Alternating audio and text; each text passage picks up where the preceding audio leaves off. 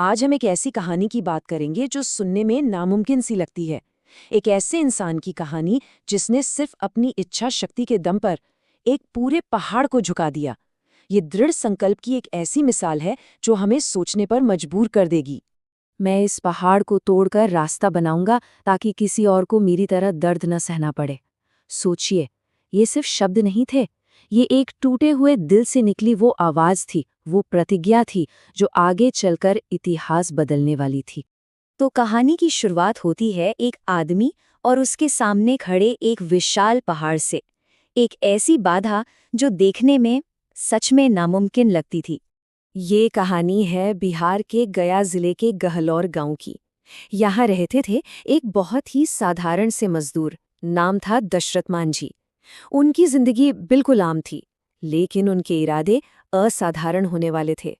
समस्या ये थी कि एक पहाड़ की वजह से उनका पूरा गांव मानो दुनिया से ही कट गया था।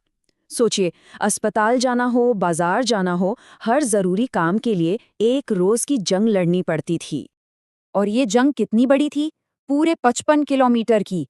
हर छोटी बड़ी जरूरत के लिए इस विशाल पहाड़ का पूरा चक्कर लगाना पड़ता था। अब ये सिर्फ वक्त की बर्बादी नहीं थी, कई बार तो ये जिंदगी और मौत के बीच का फासला बन जाती थी। और फिर एक दिन वही हुआ जिसका डर था। एक दर्दनाक घटना ने दशरथ मांझी की पूरी दुनिया ही बदल दी, और यहीं से उनके जीवन के सबसे बड़े मिशन की शुरुआत हुई। हुआ ये कि एक दिन उनकी पत्नी फाल्गुनी देवी उनके लिए खाना लेकर उसी खतरनाक ऊबड़-खाबड़ पहाड़ी रास्ते से आ रही थीं, और तभी अचानक उनका पैर फिसला और वो बहुत बुरी तरह से घायल हो गईं। उन्हें अस्पताल ले जाना था, लेकिन वो 55 किलोमीटर का लंबा रास्ता, वो रास्ता ही दुश्मन बन गया। समय पर इलाज मिल ही नहीं पाया और फाल्गुनी देवी ने दम तोड़ दिया। वो पहाड़ जो रोज की एक मुश्किल था, आज एक कातिल बन चुका था। इस हादसे ने, इस दुख ने मांझी के अंदर एक ऐसी आग जला दी जिसे अब कोई नहीं बुझा सकता था। उन्होंने एक ऐसा संकल्प लिया जो अटूट था। अपनी पत्नी को खोने के उस असहनीय दर्द में मांझी ने कसम खाई कि वो उसी पहाड़ का सीना चीरकर एक रास्ता बनाएंगे ताकि जो तकलीफ उन्होंने सही वो किसी और को कभी न सहनी पड़े। जब उन्होंने ये काम शुरू किया तो क्या हुआ होगा? गांव वाले हंसने लगे, उन्हें पागल कहने लगे, और सोचना भी लाजमी था, भला एक अकेला इंसान बिना किसी की मदद के एक पूरे पहाड़ से कैसे लड़ सकता था? लेकिन मांझी पर इन बातों का कोई असर नहीं हुआ। वो अपने इरादे पर डटे रहे, और इसके बाद जो हुआ वो सच में मेहनत और लगन की एक ऐसी कहानी है जिसकी कोई मिसाल नहीं। एक विशाल और बिल्कुल अकेला मिशन। और यही तो इस कहानी की सबसे हैरान करने वाली बात है। ये पहाड़ तोड़ने का काम किसी बड़ी बड़ी मशीन ने या किसी टीम ने नहीं किया। नहीं, ये काम किया सिर्फ एक इंसान ने, बिल्कुल अकेले। और उनके हथियार क्या थे? कोई मॉडर्न टेक्नोलॉजी नहीं, कोई डायनामाइट नहीं, सिर्फ एक हथौड़ा और एक छेनी, बस। इन्हीं दो मामूली से औजारों से उन्होंने एक ऐसा काम कर दिखाया जो किसी के लिए भी नामुमकिन था। इस काम में कितना वक्त लगा? 1 साल? 2 साल? नहीं, पूरे 22 साल। सोच कर देखिए, 22 साल। हर दिन सुबह से शाम तक बिना रुके बिना थके वो बस चट्टाने तोड़ते रहे। ये सब्र और लगन की, आप कह सकते हैं, पराकाष्ठा थी।